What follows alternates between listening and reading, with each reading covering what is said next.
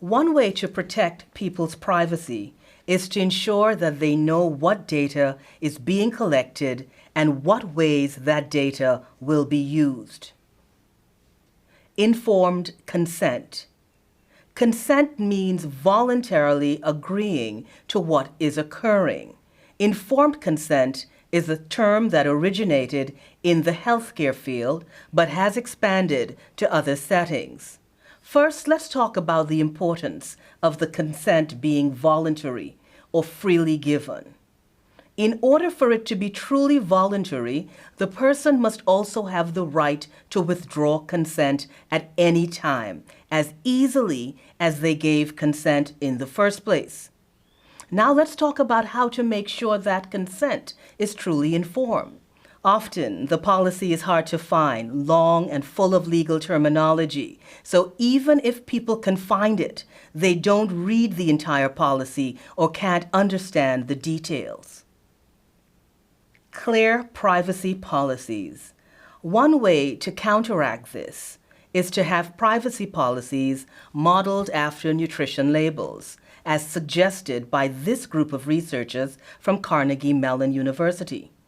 Another model is Creative Commons license, which have 3 layers: an actual legal policy written by lawyers, a human-readable layer that is understandable to the average consumer, a machine-readable version for software or search engine access, and would only allow the technology access to information as directed by the consumer.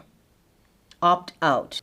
In an opt-out data policy, the data will be collected about people unless they specifically say they do not want that. This has been the default tech privacy policy for decades. Letting people opt out is better than nothing. However, the burden of protecting privacy is on each individual. Unless they take action, they are not in control of the data.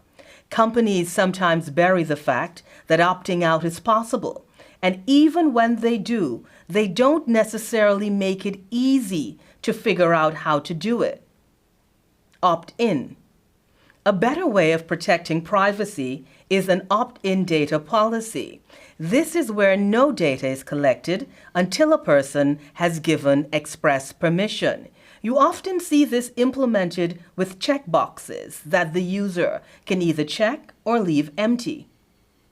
Authorization through technology. In addition to consent, users can indicate their authorization for data collection via technology features.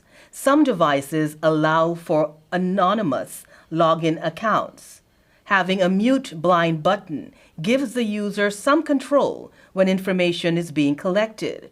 Once the data is collected, a feature like a privacy dashboard can allow users to manage data sharing selectively.